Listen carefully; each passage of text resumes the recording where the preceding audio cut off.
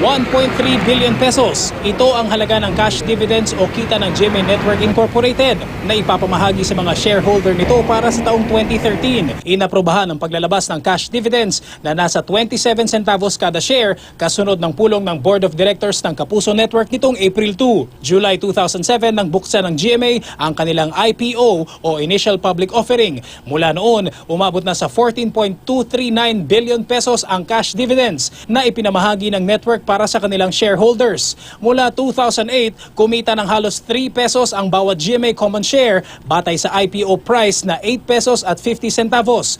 Ayon kay GMA Network Chairman and CEO Felipe L. Gozon, pinapakita raw ng dividend payout kung gaano pinapahalagahan ng kumpanya ang kanilang shareholders.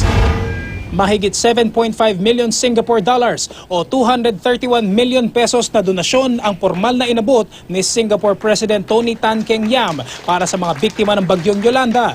Idadaan ang donasyon sa iba't ibang non-government organizations tulad ng Philippine Red Cross. Kabilang ang bansang Singapore sa mga nanguna sa pagtugon sa mga biktima ng super bagyong Yolanda nang manalasa ito noong isang taon.